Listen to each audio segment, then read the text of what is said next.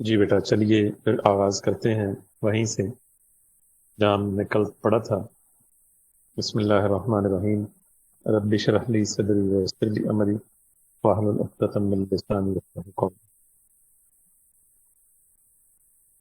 اچھا جی، ہم پڑھ رہے ہیں پاکستان کے چوتھے وزیر اعظم جناب چودھری محمد علی صاحب، اور ان کے حوالے سے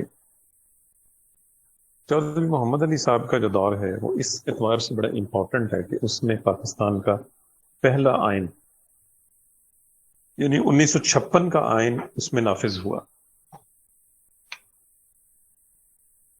اور 1956 کا یہ جو آئین نافذ ہوا ہے اس اعتبار سے 23 مارچ 1956 کو یہ نافذ ہوا، اور اس دن یوم جمہوریہ منایا گیا۔ یہ دو پوائنٹ آپ نے نوٹ کرنے۔ یوم جمہوریہ منایا گیا اور 2 سال تک یوم جمہوریہ منایا جاتا رہا، جیسا میں نے کل کے لیکچر میں آپ کو بتایا۔ اچھا، اس میں ایک چیز بڑی امپورٹنٹ ہے اس اعتبار سے کہ اس آئین کے اندر تقریباً تمام چیزیں جتنی بھی اس کے سب حصے شائع کیے گئے ہیں۔ صدر، وزیر اعظم کا اختیار اور تقریباً تمام بنیادی چیزیں اس کے اندر شامل کی گئی۔ تو آج ہم اس کا چوتھا حصہ پڑھیں گے۔ اس میں ہے پاکستان کا صدر جو ہے اسے قومی اور صوبائی دونوں اسمبلی کے ممبران منتخب کریں گے، اور 5 سال کی مدت کے لیے اس کا انتخاب کیا جائے گا، اور کوئی بھی شخص 2 بار سے زیادہ منتخب نہیں کیا جا سکتا۔ اچھا، یہ اس وقت تھا، اس وقت آئین کے اندر یہ تھا کہ کوئی شخص 2 مرتبہ سے زائد صدر نہیں بن سکتا، لیکن وزیر اعظم کے لیے یہ شرط نہیں تھی۔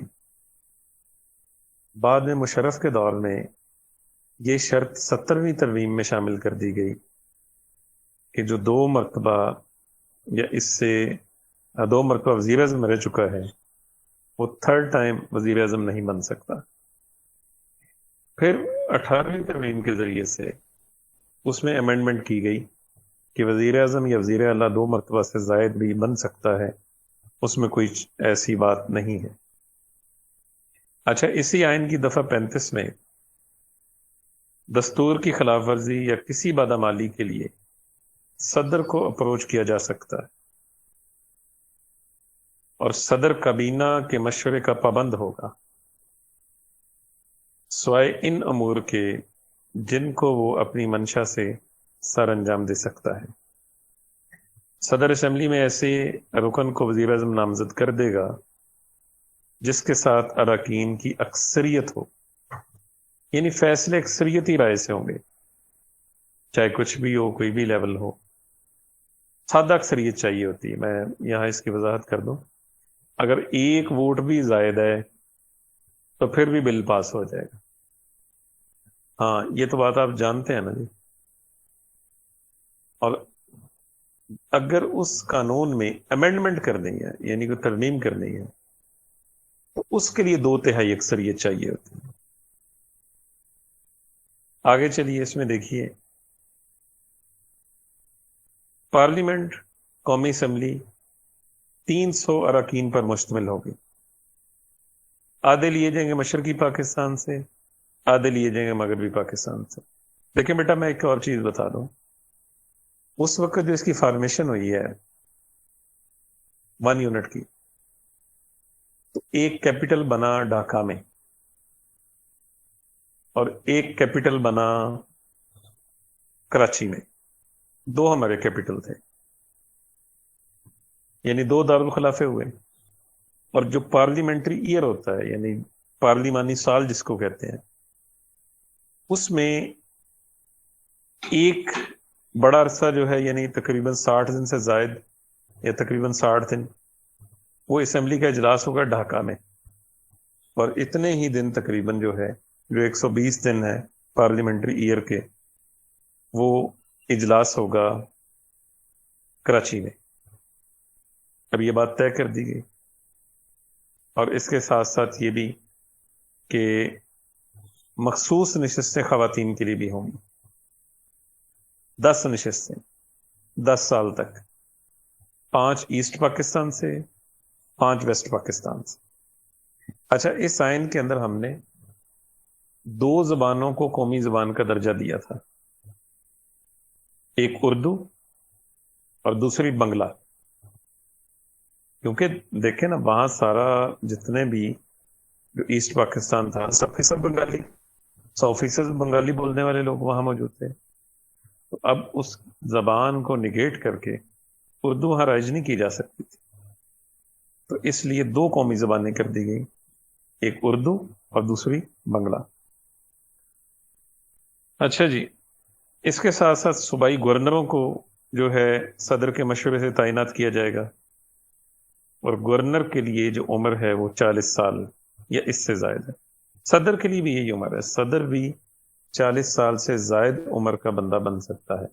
ہاں، وزیر اعظم کے لیے تھوڑی سی ریلیکسیشن ہے، وزیر اعظم 35 سال کی عمر کا بندہ بن سکتا ہے، اور صدر کے لیے اچھا 56 کے آئین میں صدر کا مسلمان ہونا تو ضروری ہے، لیکن اس میں وزیر اعظم کے اوپر یہ شک نہیں تھی، جو بعد میں 1973 کے آئین کے اندر اس کو ایڈ کیا گیا۔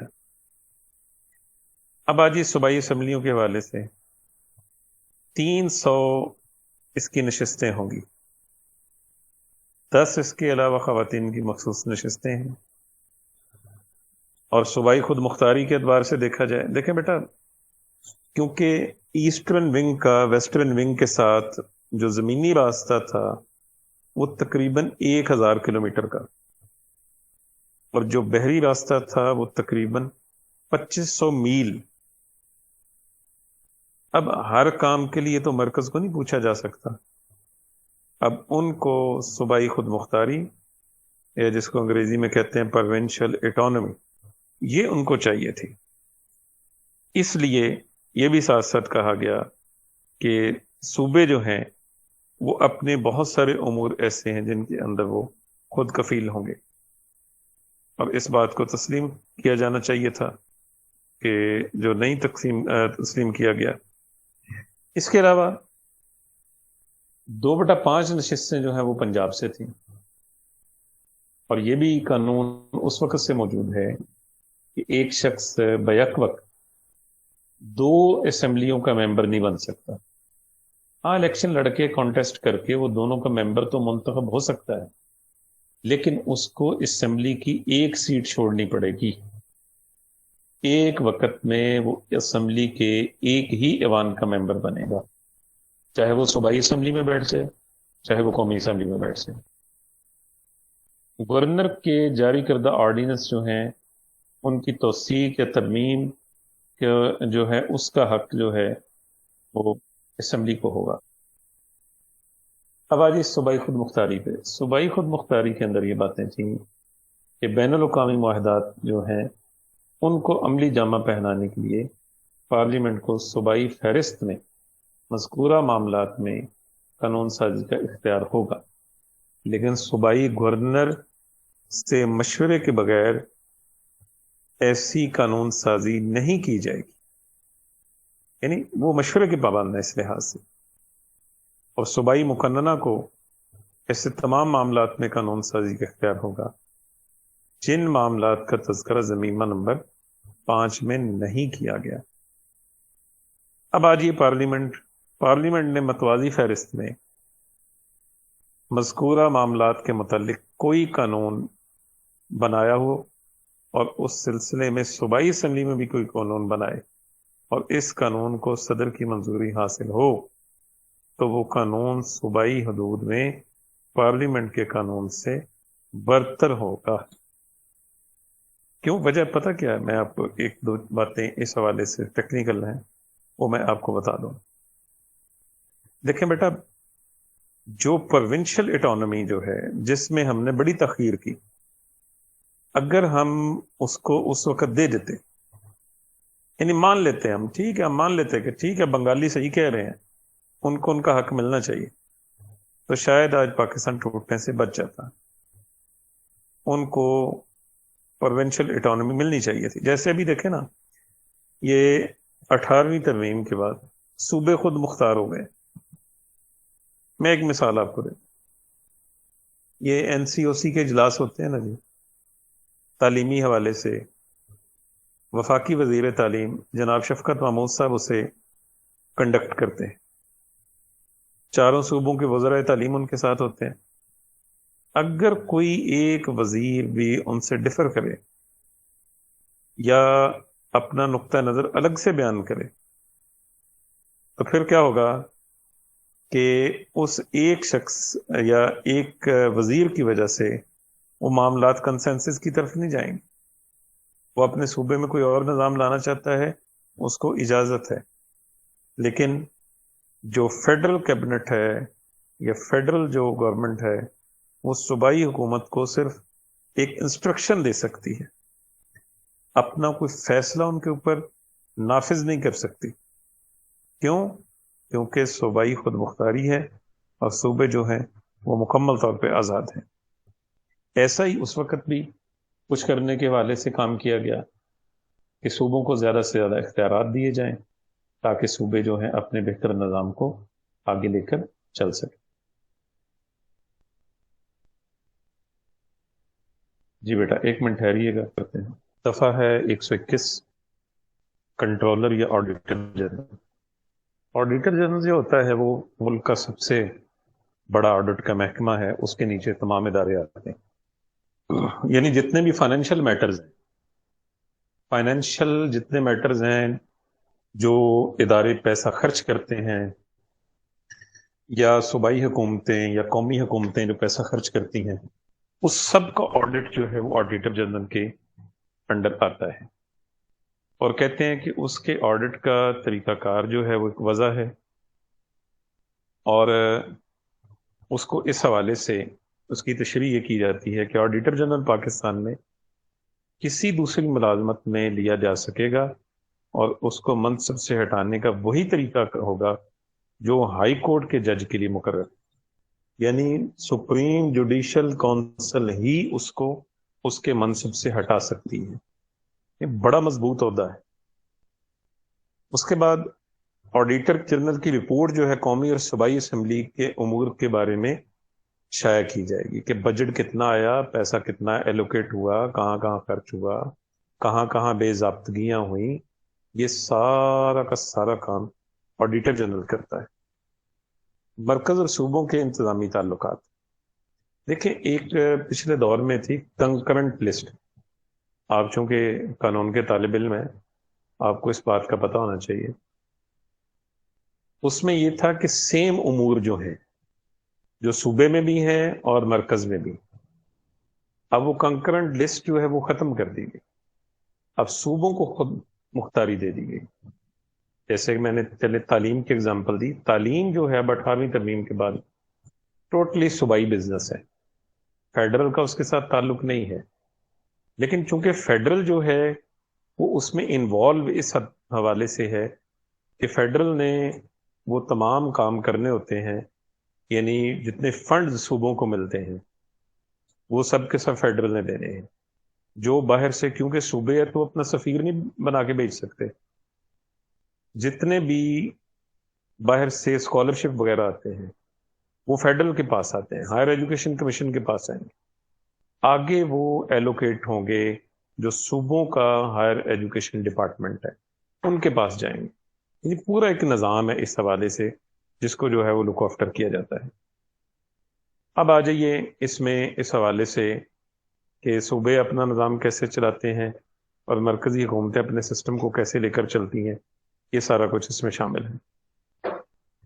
اب اس میں آپ دیکھیے گا کہ صوبوں کو جو اختیارات حاصل ہیں جو صوبائی خود مختاری کے حوالے سے ان کو دیے جاتے ہیں. ایک تو وہ امن و امان کی تمام تر ذمہ داری ان کے پاس ہے، اور دوسرا یہ کہ جو ریلوے لائن جو وفاقی ایک بزنس ہے اس کی حفاظت بھی صوبوں کے ذمے ہے کہ جس جس صوبے سے جہاں جہاں سے بھی ریلوے لائن گزرے گی وہ ان کا اپنا صوبائی بزنس ہے، وہ اس کے مطابق جو ہے وہ اسے لے کر چلیں. ٹھیک ہے جی. اب یہ پورا نظام اس لحاظ سے موجود ہے، اور جتنا بھی قومی یا فوجی اہمیت کے جتنے بھی ذرائع ہیں، رسل و رسائل ہیں، جس میں ذرائع کمیونیکیشن ہیں یا ذرائع آمد و رفت جنہیں کہا جاتا ہے، یہ سب کے سب جو ہیں یہ فیڈرل کے ہوں۔ مینز آف کمیونیکیشن یا ذرائع آمد و رفت جو ہیں، جنہیں آپ کہہ لیں مواصلات کا جتنا بھی ذریعہ ہے، مواصلات کے اندر دو چیزیں آتی ہیں، ایک آپ کے روڈز آتے ہیں، اور دوسرے جو ہیں وہ آپ کا یہ ٹیلی کام کا نظام ہے، جتنا بھی انٹرنیٹ ہے، یہ سارا کا سارا نظام یہ ٹیلی کام کا ہے، یہ بھی وزارت مواصلات کے اندر آتا ہے۔ اب فردر حکومت نے اس میں یہ کیا نا، آئی ٹی منسٹری الگ کر دی، ٹیلی کام سیکٹر کو الگ کر دیا، اب وہ اس کے اندر آگے فردر ڈویژنز ہیں، لیکن 56 کے آئین میں یہ سب اکٹھا ہی تھا۔ اب آ جائیے اس اعتبار سے کہ اگر کسی ایک مسئلے کے اوپر مرکز میں یا صوبے میں کوئی تنازع پیدا ہوتا ہے تو اس صورت میں کیا ہوگا کہ وہ چیف جسٹس آف پاکستان کے ساتھ رجوع کر سکیں گے۔ چیف جسٹس آف پاکستان جو ہے یعنی صوبائی معاملات جو ہیں، اگر صوبوں کے درمیان تنازع ہوتا ہے پھر، اور اگر تنازع ہوتا ہے صوبے کا اور مرکز کا پھر بھی، یعنی دونوں صورتوں میں سپریم کورٹ سے رجوع کیا جا سکتا ہے اور سپریم کورٹ اس کے اوپر فیصلہ دے۔ 8واں حصہ آئین کا الیکشن کمیشن سے متعلق ہے۔ الیکشن کمشنر جو بنے گا اس کے حوالے سے یہ بات بیان کی جاتی ہے کہ الیکشن کمشنر اسے بنایا جائے گا کہ جو کم از کم ہائی کورٹ یا سپریم کورٹ کا جج بننے کی اہلیت رکھتا ہے۔ ریٹائر جج ہو سکتا ہے، بیوروکریٹ بھی ہو سکتا ہے، اس لحاظ سے جیسے پچھلے دور میں رہے ہیں، ان کو election commissioner, chief election commissioner اسے بنایا جائے گا۔ اور چیف الیکشن کمشنر جو ہیں جتنے بھی، دیکھیں ہمارے ہاں ہر صوبے کا الیکشن کمشنر ہوتا ہے اور ایک چیف الیکشن کمشنر ہوتا ہے، یہ تمام ممبران ہوتے ہیں، ان کی باڈی ہوتی ہے۔ اور چیف الیکشن کمشنر کی میعاد جو ہے ملازمت کی وہ 5 سال ہے۔ 5 سال کی مدت کے لیے چیف الیکشن کمشنر جو ہے وہ بنائے جاتے ہیں، اور چیف الیکشن کمشنر کے سارے اختیارات ہوتے ہیں مکمل طور پہ، اور کم از کم ایج اس کی جو ہے زیادہ سے زیادہ ایج 65 سال ہوگی۔ ہاں البتہ صدر کے پاس اختیار ہوتا ہے کہ وہ چیف الیکشن کمشنر کو ایج میں اپر لمٹ میں ریلیکس کر سکتا ہے۔ جیسے 2013 کے الیکشن میں آپ نے دیکھا کہ اس میں فخر الدین جی ابراہیم چیف الیکشن کمشنر تھے، ریٹائرڈ جج تھے سپریم کورٹ کے فخر الدین جی ابراہیم صاحب، اور فخر الدین جی ابراہیم کی عمر اس وقت 70 سال سے زائد تھی۔ اب ان کو جو ہے اس اعتبار سے یہ اختیار دیا گیا کہ وہ 2013 کا جو الیکشن ہے وہ اس کو کنڈکٹ کروائیں۔ اب یعنی صدر کا یہ صوابدیدی اختیار ہے، اس کو استعمال کرتے ہوئے وہ یہ کر سکتا ہے، اس میں کوئی ایسی چیز نہیں ہے۔ اب آ جائیے جب یہ معاملات آگے چلتے ہیں اور اس کے بعد صوبوں کے لیول کے اوپر الیکشن کمشنر آتے ہیں، اور الیکشن کمشنر جو ہیں وہ اپنے جو اختیارات ہیں ان کے سب سے پہلے وہ حلقہ بندیاں کرتے ہیں۔ حلقہ بندیوں کے بعد جو دوسرا کام ہے وہ ہے ووٹر لسٹیں بنوانا۔ اب ووٹر لسٹیں اس کے بعد پبلک کی جاتی ہیں، پبلک کی جاتی ہیں تاکہ ہر خاص عوام اس کو دیکھ سکے، اپنے ووٹ کے اندراج اس میں چیک کر سکے۔ تو جب الیکشن اناؤنس ہو جاتا ہے تو پھر چیف الیکشن کمشنر کے اختیارات اور بھی بڑھ جاتے ہیں۔ صوبائی جو الیکشن کمشنر ہوتے ہیں ان کے اختیارات بھی بہت بڑھ جاتے ہیں۔ یہ سارے معاملات ہیں۔ اب قومی اور صوبائی اسمبلی کے انتخابات کرانا، اور اگر اسمبلیاں توڑ دی جاتی ہیں، جیسے کہ وزیر اعظم کے پاس یہ اختیار ہوتا ہے کہ اگر وہ چاہے تو ایک سمری بنا کے صدر کو فارورڈ کر دے، جس کے اندر وہ صدر کو یہ انسٹرکشن دے کہ جناب اسمبلیاں جو ہیں وہ ڈیزالو کر دی جائیں۔ صدر جو ہے آئینی لحاظ سے وہ وزیر اعظم کی انسٹرکشن کا پابند ہے. اگر صدر کو فارورڈ کی جاتی ہے سمری کہ جناب آپ اسمبلی توڑ دیں، تو صدر اس کو واپس نہیں کر سکتا، وہ پابند ہے اس کے اوپر عمل کرنے کا. اسمبلی ڈیزالو ہوگی تو معاملہ آئے گا چیف الیکشن کمشنر کے پاس. اب چیف الیکشن کمشنر 6 مہینے کی مدت کے اندر اس کے اوپر انتخابات کرانے کا پابند ہے. اور قومی اور صوبائی اسمبلیوں کے دونوں کی صورتحال یہی ہوگی. ان کے انتخابات جو ہیں اس حوالے سے، جو اگر ایک وقت میں ایک اسمبلی ٹوٹی ہے تو اس کے صرف انتخاب ہوں گے، لیکن پاکستان میں ہمیشہ سے یہ روایت رہی ہے کہ انتخابات اکٹھے ہی ہوتے ہیں. اگر ایک اسمبلی ڈیزالو ہو جائے تو الیکٹورل کالج ٹوٹ جاتا ہے، اور اس طرح سے یہ معاملات جو ہیں پھر آگے چلتے ہیں. اب آ جائیے آگے اس حوالے سے صدر کا جو اس میں اختیار ہے، جو اس کا صوابدیدی اختیار ہے. سر صدر ادھر جو ان ہے جی ان ہاؤس تبدیلی کا ان ہاؤس تبدیلی یہ ہوتی ہے کہ جب ایک پارٹی اپنی اکثریت کھو بیٹھے اسمبلی میں، اس کے پاس یعنی نہیں ہے اکثریت، یا صدر کو پتہ چلے کہ اکثریت کھو بیٹھا ہے، تو صدر سب سے پہلے تو اسے کہے گا کہ جناب آپ اعتماد کا ووٹ لیں. اور اگر وہ اعتماد کا ووٹ لینے میں ناکام ہو جاتا ہے وزیر اعظم، تو پھر وہ عملی طور پہ ان ایکٹیو ہو جائے گا، وزیر اعظم رہے گا ہی نہیں. اب صدر جس کے پاس اکثریت ہوگی اس پارٹی کو وہ دعوت دے گا، اس پارٹی کے سربراہ کو، کہ جناب آپ حکومت بنائیں. اور اس طرح سے جو تبدیلی رونما ہوگی اسے ان ہاؤس تبدیلی کہیں گے.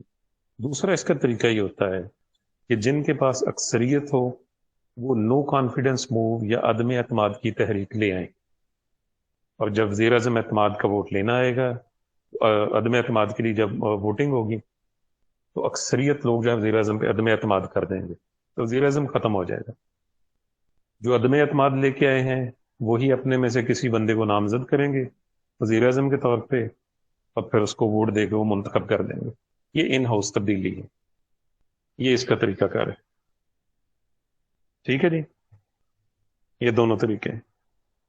سر اس دوران یہ جن سے اسپیکر ہوتا ہے وہ ووٹ پاس کرتا ہے اپنا؟ اسپیکر کا ووٹ تو ویسے کاسٹ نہیں ہوتا، لیکن ایسی مثالیں ہیں کہ اسپیکر نے بھی اپنا ووٹ کاسٹ کیا ہے. اسپیکر جو ہوتا ہے وہ جمہوری سسٹم میں جب وہ اسپیکر منتخب ہو جاتا ہے تو وہ سب کو ایکول دیکھتا ہے، ایکول نظروں سے. اب اس صورت میں وہ پارٹی کی ممبرشپ سے، رکنیت سے بھی استعفیٰ دے دیتا ہے، اور وہ پارٹی کا ممبر بھی نہیں رہتا، پارٹی کا رکن بھی نہیں ہو رہتا اس صورت کے اندر جو ہے.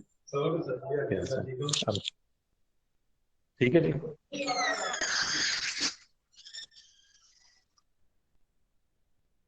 اب وہ پارٹی کا رکن بھی اس لحاظ سے نہیں رہتا، وہ پارٹی کی رکنیت سے بھی استعفیٰ دے دیتا ہے. اگر کوئی اس کے پاس عہدہ ہو اس سے بھی وہ چھوڑ دیتا ہے، کیونکہ پوری دنیا میں یہ ایک نظام ہے کہ نیوٹرلٹی جو ہے نا جی، وہ اسپیکر کے لیے ضروری ہے کہ وہ تمام پورے ایوان کا، ہاؤس کا کسٹوڈین ہے، اپوزیشن کا بھی اور حکومت کا بھی. ٹھیک ہے جی. ہاں ایک مثال میں آپ کو دیتا ہوں. جب پنجاب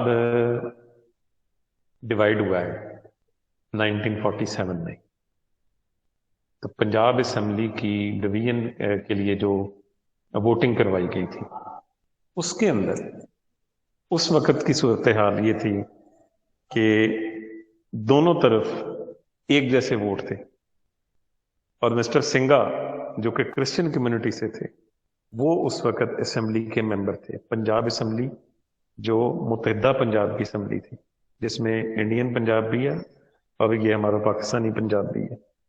تو مسٹر سنگا نے پھر اپنا فیصلہ کن ووٹ پاکستان کے حق میں دیا. یہ ایک مثال بھی تاریخی لحاظ سے موجود ہے. ٹھیک ہے بیٹا. تو سر یہ اسد قیصر کی تو پی ٹی اے کی کور کمیٹی میں شامل ہیں، آپ کہہ رہے ہیں رکنیت سے وہ عہدہ استعفیٰ دے دیتا ہے؟ نہیں، وہ کمیٹی کا ممبر ہونا ایک الگ چیز ہے. جو اس کے پاس اگر کوئی عہدہ ہے صوبائی سطح کا، کوئی ضلعی سطح کا، اپنی मेंबरशिप का, तो वो उसको छोड़ना पड़ता है। क्योंकि हमारे यहाँ वैसे बड़ा कम ऐसा हुआ है, न्यूट्रल जो स्पीकर कम ही आए हैं। हाँ, अलबत्ता दो मिसालें ऐसी मिलती हैं, एक ज़ियाद और की है। सैयद फ़ख्र इमाम थे जी स्पीकर, उन्होंने हुकूमत के खिलाफ रूलिंग दी थी। उनके बारे में आज भी उनको याद किया जाता है पार्लियामेंट्री हिस्ट्री के अंदर जो है। और दूसरी मिसाल सैयद यूसुफ रज़ा गिलानी की है कि उन्होंने भी बड़ी अच्छी रूलिंग दी थी। हाँ, एक और शख्सियत है इनके अलावा, और वो है मलिक मिराज खालिद। वो भी असम्बली के स्पीकर रहे जिस वक्त असम्बली डिज़ोल्व हुई थी, बेनज़ीर भुट्टो साहबा की पहली असम्बली सन 1990 में, 88 में जब वो बनी, उस वक्त असम्बली के स्पीकर थे मलिक मिराज खालिद। वो भी एक न्यूट्रल स्पीकर थे। उनकी शख्सियत भी इस तरह की थी। बड़ी मशहूर बातें उनके मुतालिक, वो बड़े ईमानदार थे, छोटे से घर में सारी जिंदगी उन्होंने गुजार दी, मलिक मिराज खालिद। अच्छा जी, 9वां हिस्सा जो था आइन का, वो आता है अदलिया के मुतालिक। आपको पता है 3 ही मेन पिलर है स्टेट के, अदलिया है, इंतजामिया है और मुकन्नना है। इसमें चीफ जस्टिस ऑफ पाकिस्तान का तकर्रुर सदर करता है, और फिर चीफ जस्टिस के मशवरे से बाकी जजेस आते हैं। हाई कोर्ट के जजेस की उम्र जो है वो 62 साल की उम्र तक वो जज रह सकते हैं, और जबकि सुप्रीम कोर्ट के जजेस जो हैं वो 65 साल की उम्र तक बतौर जज अपनी खिदमत सर अंजाम दे सकते हैं। किसी जज को भी बरतरफ करने के हवाले से सदर इस वक्त इकदाम करता है कि जब कौमी असम्बली के 1/3 अरकान की तरफ से नोटिस दिया जाए, या 2/3 हाजरीन अरकान तायद कर दें, या 2/3 हाजिर कुल अरकान की अक्सरियत से कम ना हो, और कौमी असम्बली की तरफ से सदर की खिदमत में महजरनामा होता है जिसे आप समझ लें कि वाइट पेपर के आने चले, किसी साबित शुदा बदनवानी या दिमागी जिस्मानी सेहत की बिना के ऊपर भी बरतरफ किया जा सकता है, और ऐसा हुआ है माजी में। देखें, ये चलें, अल्लाह करे, आई होप सो कि आप में से बहुत सारे लोग आगे जुडिशरी में जाएं, कानूनदान बने। हमारे यहाँ जो जजेस बनने के हवाले से है ना, मैं वैसे हमेशा एक बात कहा करता हूँ अपने तलबा से कि आप कानून के मैदान में आए और काम सीखें, आके 8-10 साल टका के मेहनत करें। कोई ज़रूरत नहीं इतना किसी सियासत में आने की, और ना ही आगे बढ़ बढ़ के जनाब तस्वीरें जजेस के साथ लगा रहे हैं, वकीलों के साथ लगा रहे हैं, तकरीरें कर रहे हैं। और ये कई हमारे नौजवान होते हैं ना, वो क्योंकि नई नई कानून की डिग्री यही होती है, इख्तियारात का पता चलता है, कानून ताकतवर बना देता है। वो कभी किसी SHO के खिलाफ एप्लीकेशन दे रहे हैं, कभी किसी को लीगल नोटिस दे रहे हैं, और तो और ऐसी मिसालें हैं। मोहल्ले के अंदर अगर दुकानदार ने थोड़ा सा गड़बड़ किया तो वकील साहब ने अगले दिन उसको भी जनाब कंज्यूमर कोर्ट का नोटिस भेज दी है। ऐसी मिसालें भी मौजूद हैं। दूध वाले को वकील साहब ने नोटिस भेज दिया है कि जनाब तुम्हारा ये मामला ठीक नहीं है और दूध तुम्हारा ठीक नहीं है, ये है, ऐसे है। अब ये चीजें इदारों का जिनका काम है उनको करना चाहिए, लेकिन आप अपनी ताकत इन चीजों पे सर्फ ना करें। आप कानून की तालीम हासिल करके आएं, डट के आप सीखें, काम सीखें, ड्राफ्टिंग सीखें, आपने किस तरह चलना है, ट्रायल सीखें, स्टैचूज पढ़े हुए हैं उनको पढ़ें आप, ताकि आपकी गिरफ्त हो। जितने ये लॉ जर्नल छपते हैं इनको आप पढ़ें, और उसके बाद 10 साल में आप इतने केसेस कर लें कि वो आपके छप चुके हों, आपकी एक नाम बन चुका हो। अब जब वो कल आप 15 साल आपकी प्रैक्टिस हो जाती है, 10 साल हाई कोर्ट की प्रैक्टिस आपकी हो जाती है, आप एलिजिबल हो जाते हैं हाई कोर्ट के जज के लिए। और कितने ऐसे सीनियर वकला हैं जो हाई कोर्ट के जज बने हैं, बाद में सुप्रीम कोर्ट के जज बने हैं। दूसरा तरीका कर ये होता है कि अगर आपने लॉ किया है और उसके बाद आपकी 2 साल की इनरोलमेंट है, तो आप सिविल जज का इम्तहान दे लेते हैं। आपको पता है इस वक्त पंजाब में तकरीबन 1250 से 1500 के दरमियान सिविल जजेस जो हैं वो इस वक्त तैनात है पूरे सूबे में, जो 36 या 38 अजला बनते हैं उनके अंदर, आगे तहसील की सतह तक और हर जगह। अब उनमें से भी फिर देखें हर साल कितने बरतरफ होते हैं, कितनों की सीनियरिटी डाउन होती है, और फिर उनकी सीनियरिटी बनती है, फिर उनमें سینئر سول جج ہو جاتے ہیں، ایڈیشنل سیشن جج بھی بن جاتے ہیں. اچھا ہاں، ایڈیشنل سیشن جج بھی ڈائریکٹ آ جاتے ہیں. 10 سال آپ کی اگر پریکٹس ہے، آپ ایڈیشنل سیشن جج کے لیے بھی آ سکتے ہیں، اس کا ایگزام بھی ہوتا ہے. اور ہائی کورٹ کے لیے بھی آپ جو ہے آپ کا نام آ جاتا ہے. ہائی کورٹ کا جج یہ نہیں کہ جب آپ بن گئے ہیں تو آپ کو سب سے پہلے ایڈ ہاک جج کے طور پہ رکھا جاتا ہے، ایڈیشنل ججز کے طور پہ. 1 سال اگر آپ کی کارکردگی ٹھیک ہے تو پھر اس کے بعد آپ جو ہے مستقل جج بن جاتے ہیں ہائی کورٹ کے. جب آپ مستقل جج بن جاتے ہیں پھر آپ کی سینیارٹی بنتی ہے، پھر آپ چیف جسٹس بنتے ہیں، وہاں سے آپ سپریم کورٹ میں جاتے ہیں. یہ ساری چیزیں اس لحاظ سے موجود. تو چلیے بہرحال یہ ایک بہت بڑا نظام ہے، بہت بڑا سسٹم ہے عدلیہ کا. ہائی کورٹ اور سپریم کورٹ کے ججز کے متعلق، اور سپریم کورٹ اور ہائی کورٹ کے ججز کے مستعفی ہونے کے متعلق، اور ان کی اپوائنٹمنٹ، ان کی تقرری، یہ سب کی سب چیزیں جو ہیں وہ اس میں بیان کی. اس کے بعد اگلا معاملہ ہے سرکاری ملازمین کا، civil service, public services service commission, جو کہ جس میں آپ کی سول سروسز کے لوگ آتے ہیں. پبلک سروس کمیشن کا چیئرمین، اس کے ممبران. اچھا، اس کے ممبران کا تقرر صوبے کا گورنر کرتا ہے. اس میں ریٹائرڈ بیوروکریٹ بھی آتے ہیں، جرنیل بھی آتے ہیں، یہ سب کے سب اس میں آتے ہیں. پوری باڈی ہوتی ہے ان کی، اور یہ اس کو اس انداز میں لے کر پھر آگے چلتے ہیں. ٹھیک ہے جی. اس کے بعد ہنگامی حالات کے متعلق، اور اس کے بعد اسلامی دفعات کے متعلق جو ہے وہ یہ پورا ایک چیپٹر اس میں دیا گیا ہے.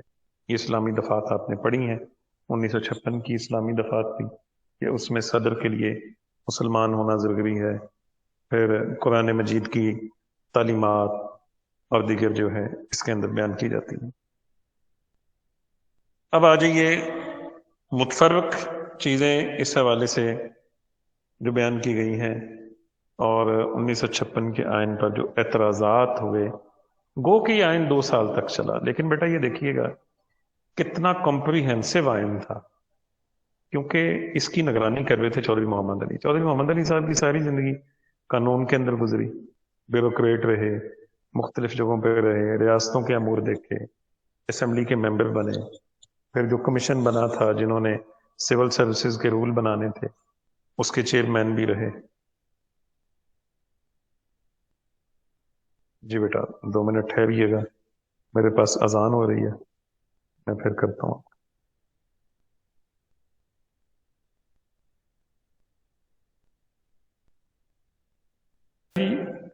چلیے آغاز کرتے ہیں. بسم اللہ الرحمن الرحیم. 1956 کے آئین پر جو اعتراضات مختلف حلقوں کی طرف سے آئے، دیکھیں بیٹا دنیا میں کبھی بھی کوئی چیز پرفیکٹ نہیں ہوتی. یہ میں ایک چیز آپ کو بتا دوں، بعض لوگ تنقید سے بڑا ڈرتے ہیں، ان کے اوپر کوئی تنقید نہ کر دے. دیکھیں بیٹا تنقید ہونا ضروری ہوتی ہے، یہ میں آپ کو بتا دوں. تنقید ہونا اس لحاظ سے ضروری ہے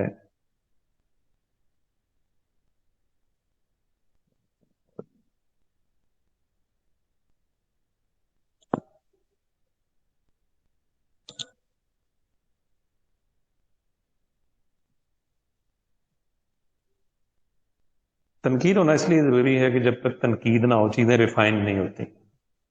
چیزیں ریفائن اسی وقت ہوتی ہیں جب ان کا تنقیدی جائزہ لیا جاتا ہے، جسے انگریزی میں ہم کرٹیکل انالیسس کہتے ہیں، اور قانون سازی اسی چیز کا نام ہے. 56 کے آئین کے اوپر بھی اعتراضات ہوئے. میں بات آپ سے کر رہا تھا کہ بعض لوگ تنقید سے ڈرتے ہیں کہ یار تنقید ان کے اوپر نہ ہو، اس لیے وہ کام بھی نہیں کرتے. تو اس سے کہیں بہتر یہ ہے کہ آپ کام کریں، تنقید کی پرواہ نہ کریں. آپ جس چیز کے مکلف ہیں، آپ کو یہ ہے کہ سب سے پہلے آپ کی نیت ٹھیک ہونی چاہیے. آپ کی نیت ٹھیک ہے، انٹینشن آپ کی ٹھیک ہے، اس کے بعد پھر آپ اپنی جو انرجیز ہیں اس کو بروئے کار لائیں، پوری محنت کریں، نیت ٹھیک رکھیں اور جائز طریقے سے کام کریں. اور اس کے بعد اگر اس میں کوئی ایسی خرابی سامنے آ جائے اس میں آپ بری الذمہ ہیں. یہ اللہ تعالیٰ کا قانون ہے، کیونکہ آپ کی نیت ٹھیک تھی اور آپ نے ٹھیک طریقے سے کام کرنے کی کوشش کی. 1956 کے آئین کو بڑی محنت سے بنایا گیا، لیکن اعتراضات کیے گئے. ایک اعتراض اس میں یہ بھی تھا کہ اس میں تبدیلی مذہب کو روکنے کے لیے کوئی شرط شامل نہیں کی گئی، اور یہ مختلف عناصر میں ایک طرح کا سمجھوتا ہے. اقتصادی مسائل کے حل کے لیے کوئی ٹھوس تجاویز شامل نہیں ہے، اور اس میں 1 یونٹ اور جو ہے پیرٹی کے مسائل جو ہیں اس کو اس کے اندر شامل نہیں کیا گیا، اور یہ کہ 2/3 اکثریت ہونے کے باوجود جو ہے یہ مسائل ویسے کے ویسے ہیں، اس حوالے سے جو ایک پیرٹی ہوتی ہے اسے اس میں شامل نہیں کیا گیا، اور 1 یونٹ اور صوبائی خود مختاری، وفاقی نظام حکومت، اس جیسے مسائل جو ہیں اس سے پیدا ہو جائیں گے۔ دستور جمہوری روایات کا حامل نہیں ہے، یہ اعتراضات اس کے اوپر کیے گئے، اور آئین میں صدر کو اس امتیازی قانون کے ساتھ اختیار دیا گیا کہ وہ جب چاہے وزیر اعظم وزراء کو برطرف اور جب چاہے نئے وزراء وزیر اعظم کا تقرر کر سکتا ہے، اور اس سے کہا گیا کہ یہ طریقہ کار درست نہیں۔ بہرحال قومی اسمبلی کا اجلاس ہوا، کہتے ہیں پہلا 26 مارچ 1956 کو کراچی میں منعقد ہوا، اور اس کے اندر اکثریت کے ساتھ جو ہے اسپیکر مولانا عبد الوہاب خان نے اجلاس کی صدارت کی، اور اس آئین کی کو بالترتیب انہوں نے شک وائز جو ہے سامنے رکھا، اور وہ تمام چیزیں جو اسمبلی کے فلور کے اوپر ہونی چاہیے تھی وہ سامنے لے کر آئے۔ عوامی لیگ کے مسٹر ظہیر الدین نے کہا کہ سیٹوں میں پاکستان کی رکنیت، سیٹوں سینٹوں سے ہم نے پڑھا تھا، یہ دفاعی معاہدے تھے، اور ان دفاعی معاہدوں کو ہم نے آن کیا تھا۔ دفاعی معاہدے کس لیے تھے؟ رشیا کا جو ایک بلاک تھا اس وقت، کمیونزم، اس کے خلاف یہ معاہدے بنائے کیے گئے تھے۔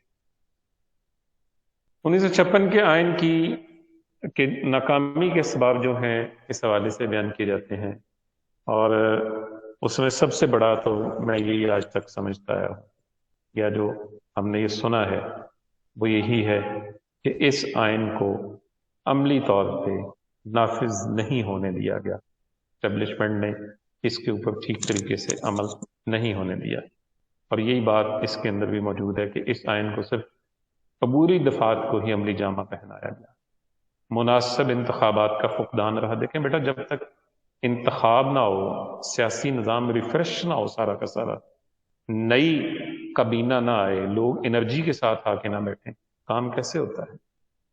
وزارتوں اور سیاسی جماعتوں میں سربراہان مملکت کی اور صوبوں کی حکومت میں مرکزی حکومت کی نامناسب مداخلت اور قیادت کا فقدان۔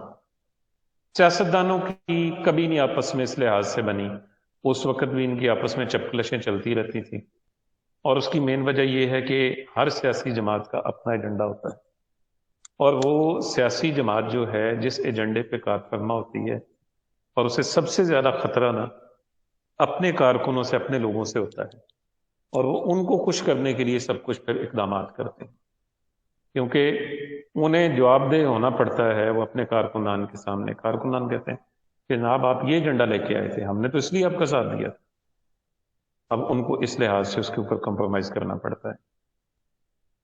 گورنر جنرل غلام محمد کا استعفیٰ اور اس کے بعد صدر اسکندر مرزا کی تقرری جو تھی بطور صدر کے، پہلے صدر کے، میں نے آپ کو لاسٹ ٹائم بتایا تھا نا کہ پہلے 4 ہمارے گورنر جنرل ہیں، قائد اعظم، خواجہ ناظم الدین، غلام محمد اور سکندر مرزا۔ اب 56 کا آئین جب بن گیا تو گورنر جنرل کا عہدہ ختم ہو گیا، اب اس کی جگہ کون سا عہدہ آ گیا جی؟ اب اس کی جگہ پر صدر کا عہدہ آ گیا، کیونکہ اس وقت سکندر مرزا گورنر جنرل تھے تو ان کو صدر منتخب کر لیا گیا۔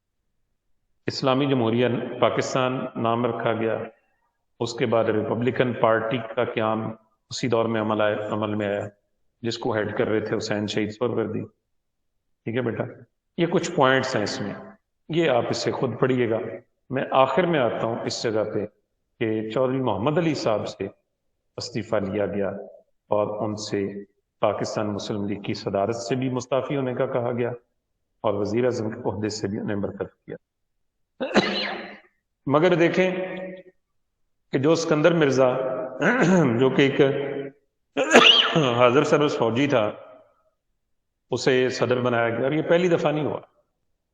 آپ دیکھیں ضیاء الحق کو بھی حاضر سروس جرنیل کے طور پہ منتخب کیا گیا، مشرف کو بھی، گو کہ ایک چلیں آپ کریڈٹ اس کو ایوب خان کو دے سکتے ہیں، اگر اس کے 10 ڈی میرٹس ہیں تو ایک میرٹ آپ اس کو دے سکتے ہیں، وہ یہ کہ جب وہ صدر منتخب ہونے لگا اس نے چیف آف آرمی سٹاف کا عہدہ چھوڑ دیا اور جنرل موسیٰ خان کو اس نے چیف آف آرمی سٹاف بنا دیا، اور خود سولین کے طور پہ وہ صدر منتخب ہوا۔ ابتدا میں تو اس نے صدارت پکڑ لی نا، جو تمام فوجی کرتے ہیں، لیکن جب آئین کے طور پہ وہ آئینی لحاظ سے صدر بننے لگا 1962 کے آئین کے تحت، تو پھر اس نے استعفیٰ دے دیا اور جنرل موسیٰ کو چیف آف آرمی سٹاف بنا کے وہ خود پھر صدر بن گیا۔ بہرحال چودھری محمد علی صاحب بادل نخواستہ اور غم زدہ دل کے ساتھ ایوان وزیر اعظم سے رخصت ہوئے، اور پھر انہوں نے اپنی مشہور کتاب ظہور پاکستان لکھی، کئی ایک آرٹیکلز انہوں نے لکھے، اور اس کے اندر انہوں نے اسی بات کو دہرایا کہ جب تک آئین کو مکمل طور پہ نافذ نہیں کیا جائے گا اس ملک کے اندر نہ جمہوریت چل سکے گی نہ ہی ترقی ہو سکے۔ ٹھیک ہے بیٹا، یہ آج کا لیکچر تھا۔ اب کریں کچھ سوال آپ کے ذہن میں۔ سر 1 یونٹ سے پہلے جو مغربی پاکستان تھا وہ 4 صوبوں پر مشتمل تھا، اور جو مشرقی پاکستان تھا وہ ایک ہی صوبہ تھا، اور 1 یونٹ کے بعد جو ارکان اسمبلی کی تعداد ہے وہ برابر رکھی گئی۔ سر اس کی کوئی خاص وجہ؟ جی میں صرف ایک چیز آپ کو اس حوالے سے بتاتا جاؤں، وہ یہ ہے کہ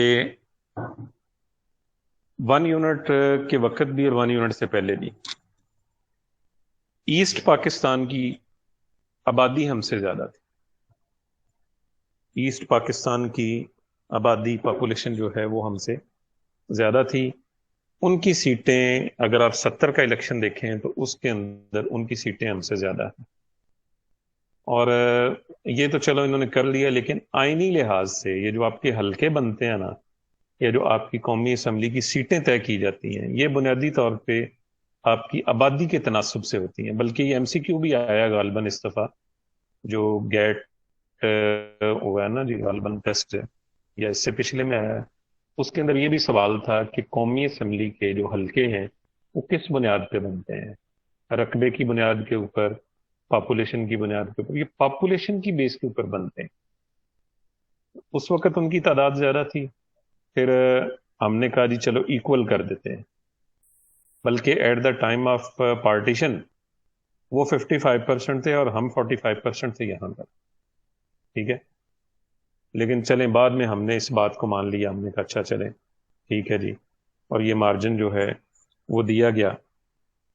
لیکن بیٹا بات پھر وہیں پہ آ جاتی ہے اس اعتبار سے کہ جو ایک آئینی حدود طے کی ہوئی ہے نا آئین نے، جب تک ان آئینی حدود کے مطابق معاملات نہیں ہوں گے اس وقت تک ملک آگے نہیں بڑھے گا۔ بالکل بات طے شدہ ہے۔ کتنا کچھ کر کے ہم نے دیکھ لیا، لو جی میں 70 سال کی تاریخ آپ کے سامنے رکھ سکتا ہوں، مجھے انگلیوں پہ سارے کے سارے وزیر اعظم بھی یاد ہیں، صدر بھی یاد ہیں، اور آرمی چیف بھی یاد ہیں سارے، ہم نے سارے تجربے کر کے دیکھ لیے۔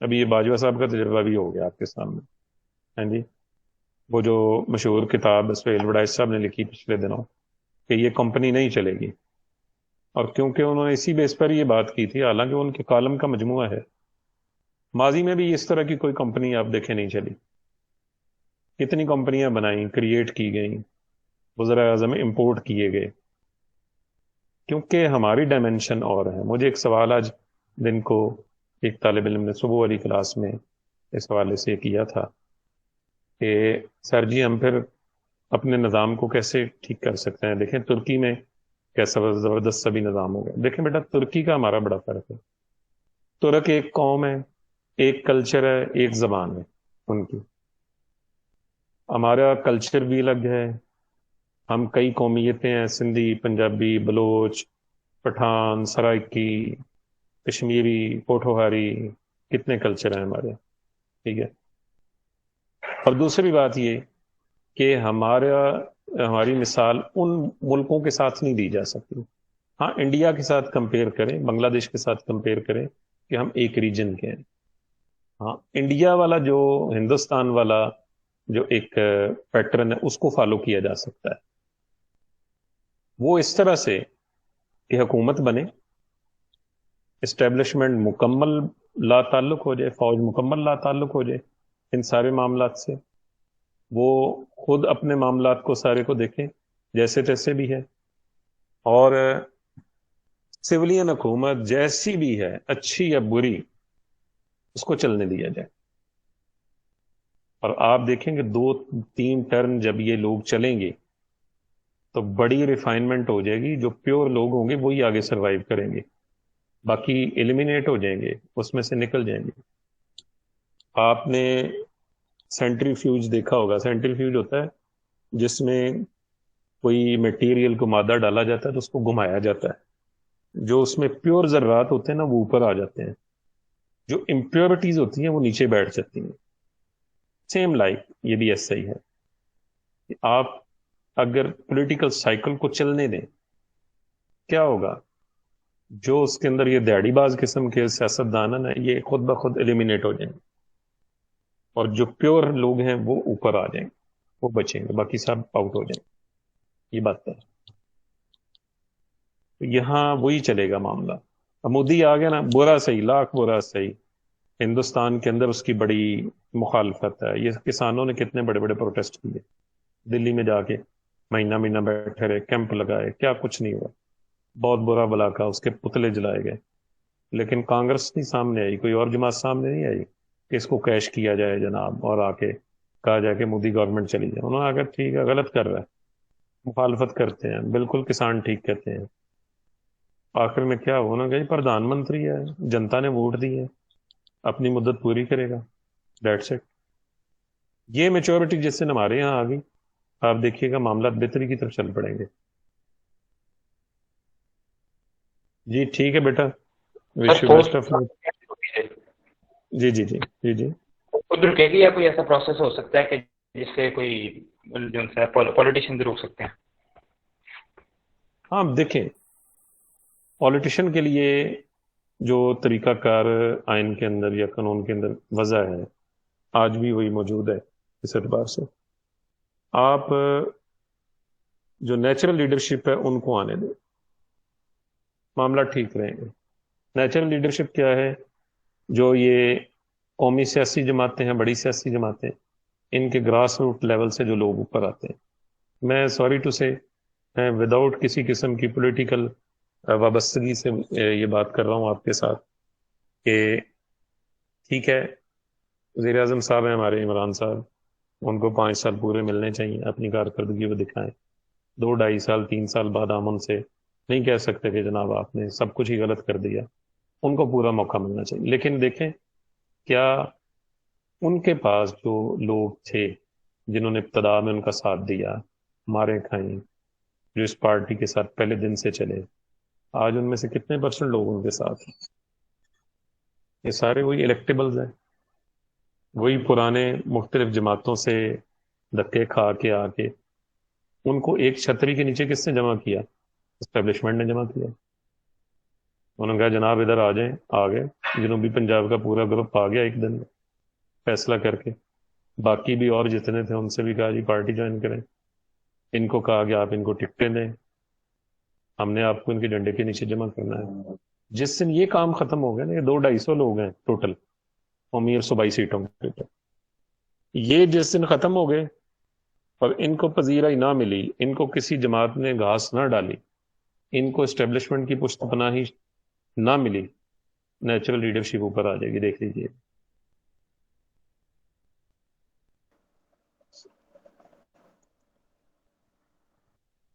जी ठीक है बेटा, wish you best of luck, अल्लाह ताला आप सबका आमिया नासिर हो। इंशाल्लाह फिर आपसे मुलाकात होगी नेक्स्ट वीक।